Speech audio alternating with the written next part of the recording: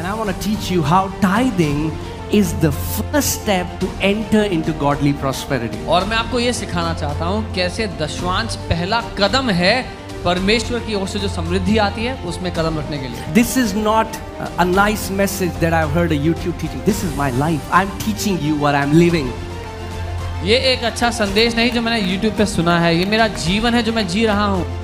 I have to teach you something which will stop. You will never be confused about tithing anymore in your life. मैं चाहूँगा वचन में आप भाग लें, क्योंकि जो आज मैं सिखाऊंगा उसके बाद आप कभी भी दशमांश को लेकर के असमंजस में ना होंगे. I mean, there are many believers, you know, they have known the Lord for years, but this area has not been settled. So they're like old covenant, new covenant, law, grace. We will see it from the word if it's for us or not. बहुत सारे विश्वासी इस बात को लेकर परेशान हैं कि दशमांश नया नियम है, पुराना नियम है, लेकिन हम वचन से देखेंगे कि हमारे लिए है या नहीं है. God doesn't need a penny from us. परमेश्वर को हमसे एक अठन्नी नहीं चाहिए. But then why does he tell us? Why did he set this principle of tithing? लेकिन फिर परमेश्वर ने ये सिद्धांत ये क्यों दिया हमें दशमांश का सिद्धांत? For our benefit. हमारे फायदे के लिए. Not for him. अपने लिए नहीं. Every principle he establishes on earth is for our benefit. हर एक सिद्धांत जो परमेश्वर ने पृथ्वी पर लागू किया वो हमारे फायदे के लिए किया है. Amen. None of God's children should live in poverty because poverty is a curse. परमेश्वर की कोई भी संतान गरीबी में ना जिए, क्योंकि गरीबी एक श्राप है. Poverty is not your father's will for you. गरीबी आपके पिता की इच्छा नहीं है आपके लिए. It's not about money, it's about your ability to rule over money. मुद्दा पैसा नहीं है, मुद्दा है आपकी क्षमता पैसे पर प्रभुता करने की. It's about your will, it's about consistently setting it aside, declaring that my God lives and he is the source of my finances. आपकी इच्छा शक्ति को दर्शाते हुए जहां आप निरंतर बार बार दोहराते हुए पैसे को अलग करते चले जाते हैं परमेश्वर के लिए, ये गवाही देते हुए कि मेरा परमेश्वर जीवित है और वो मेरे जीवन का सोता है. Tithing comes from the Hebrew word maser. दशमांश इब्रानी शब्द मासेर से आता है. And it simply means 1/10. और इसका साधारण अर्थ है 10वां अंश. And it's a noun, and if you take the root word, it comes from the word aser, which means rich. और मासेर शब्द जो दशमांश शब्द है, अगर उसका मूल शब्द निकालें तो वो आसेर शब्द है जिसका अर्थ है अमीर. The rich is in the tithe. जो अमीरी है वो दशमांश में छुपी है. The Bible doesn't say, but it says don't work hard to be rich, because rich is a fruit of our covenant with God. Bible कहती है अथक परिश्रम मत करो अमीर होने के लिए, क्योंकि अमीर होना फल है हमारी उस वाचा का जो परमेश्वर ने It's हमारे साथ not the बांधी है. root. वो नींव नहीं है. When you're hustling to be rich, you are making money as number one thing in your life. जब आप बहुत परिश्रम कर रहे हो अमीर होने के लिए तो आपके जीवन का प्रथम मुख्य कारण है पैसा. But when you're doing it godly way, जब आप ईश्वरीय रीति से वो करेंगे your prosperity will be effortless. तो आपकी समृद्धि बिना किसी मेहनत के होगी. Effortless. बिना मेहनत के. Amen. That's what your father wants. ये है जो आपका पिता चाहता है. So tithing is mentioned in the first book of Bible. So दशमांश का परिचय बाइबल की पहली किताब में किया गया. Right? In the very first book of Old Testament. पुराने नियम की पहली किताब में. Right? So that's Genesis 14:18.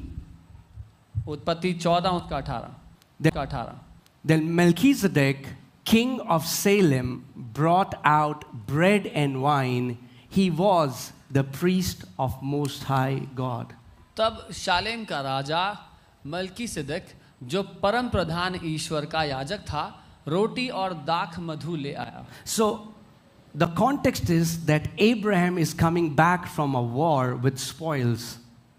Abraham has seen victory. Now he's coming back with spoils. और मुद्दा यह है कि अब्राहम एक युद्ध लड़कर जीत कर और बहुत सारी संपत्ति लेकर उस युद्ध में से वापस आया है. And he meets this mysterious character called Melchizedek. और उसको बहुत ही रहस्यमयी एक व्यक्ति मिलता है जिसका नाम मल्कीसिदक है. The Bible doesn't talk much about him. Bible इस व्यक्ति के बारे में ज्यादा नहीं बोलती, but the Bible clearly says that he had no mother, no father.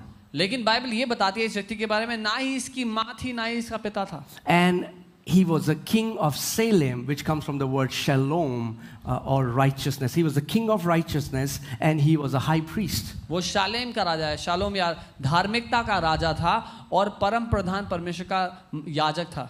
And many believe that he was a pre-incarnate appearance of Jesus Christ. Before people knew Jesus, he appeared as Melchizedek. और बहुत से लोग ये भी मानते हैं कि इससे पहले कि यीशु मसीह यीशु का रूप धारण करके पैदा हुए होते, यीशु मलकीसदक के रूप में आए। And now Abraham meets this man, this king priest called Melchizedek. और अब अब्राहम इस राजा याजक मलकीसदक से मिलता है। Now what did Melchizedek bring?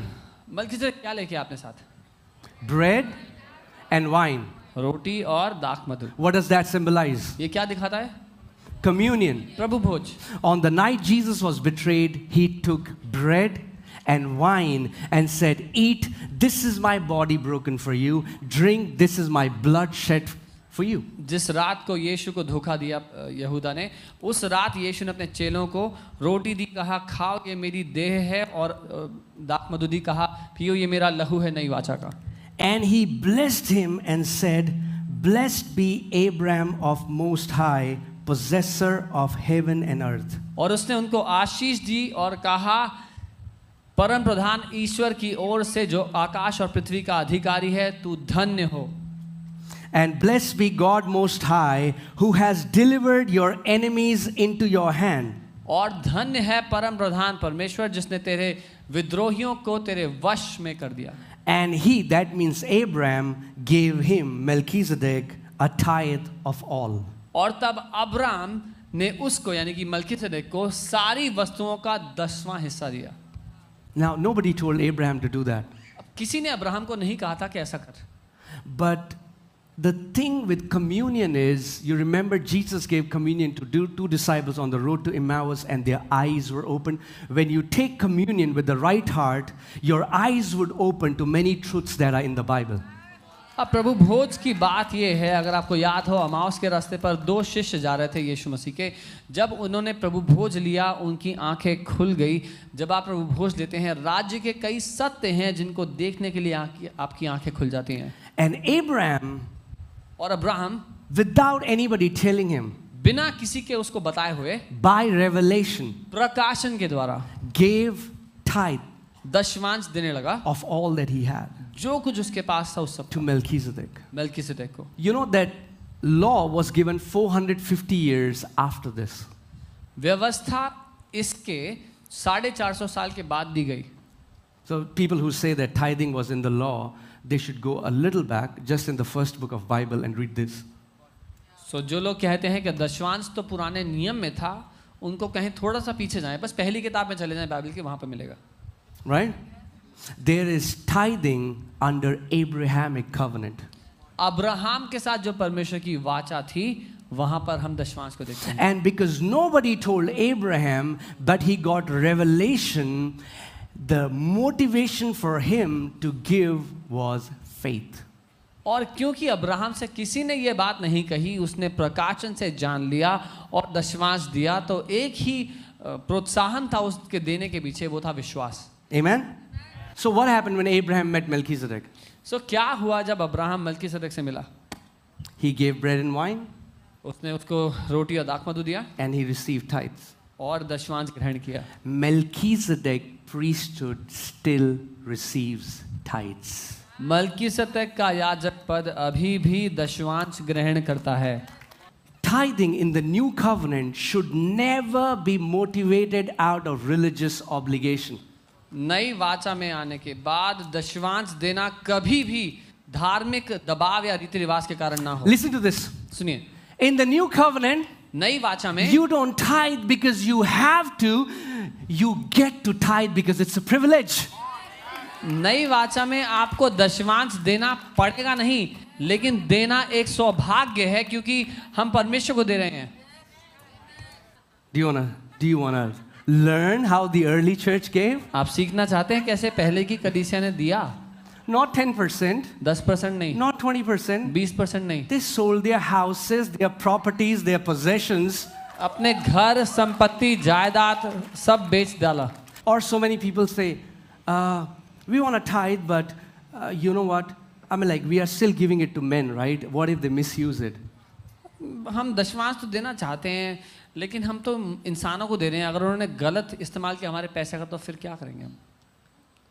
If any minister of the gospel uses the money wrongly, he is accountable before God. अगर But you have done your part. अगर सुसमाचार का कोई भी सेवक पैसे का गलत इस्तेमाल करता है तो उसको अपना जवाब परमेश्वर को देना पड़ेगा, लेकिन आपने अपना काम किया है. Whenever you are giving tithing as a prophetic act, you are declaring that He lives and He is my source. Not the money in my account, but He is my source. जब कभी आप दशमांश देते हैं प्रकाशन के द्वारा तो आप ये घोषणा करते हैं कि जो पैसा मेरे हाथ में है ये मेरा सोता नहीं, मेरा जीवन का देने वाला नहीं, लेकिन वो जो जीवित है वो मेरे जीवन का सोता है. Amen. Tithing is the entry level training for you to learn to have rulership over money. क्योंकि जान लीजिए दशमांश वो प्राथमिक प्रशिक्षण है, प्राथमिक प्रशिक्षण जिसके द्वारा आप पैसे पर प्रभुता करना सीखते हो. Tithing is a two-way test. दो तरफा परीक्षा है दशमांश देना. Everywhere else in the entire Bible says, do not test God. हर जगह बाइबल यही कहती है परमेश्वर को ना परखें, उसकी परीक्षा ना ले, Right? है ना? But God says, लेकिन परमेश्वर कहता है tithe दशमांश दो and test me. और मेरी परीक्षा ले लो. This is the only one area in the Bible where God said, if you do it, you can test me. एकमात्र क्षेत्र है ये बाइबल में जहां परमेश्वर ने कहा कि ऐसा करके तुम मुझे परख सकते हो. And it's a two-way test. और ये दो तरफा परीक्षा है. It proves the faithfulness of God, integrity of God that is written word. ये साबित करती है परमेश्वर की विश्वास योग्यता और उसकी खराई जो उसके वचन में लिखी है. Second part, दूसरा, it tests your faithfulness. ये परखती है आपकी विश्वास योग्यता उसकी ओर. I'm not teaching you the love of money. I am divorcing you from the love of money. मैं आपको पैसे का प्रेम नहीं सिखा रहा हूँ, उसका रिश्ता खत्म कर रहा हूँ I'm आपसे. telling you, don't pursue it. मैं आपको ये कह रहा हूँ उसके पीछे मत भागो. Everything will be added सब कुछ जुड़ जाएगा आपके as you जीवन में seek ye first the kingdom of जब God. आप उसकी राज्य उसकी धार्मिकता की खोज करेंगे. Amen.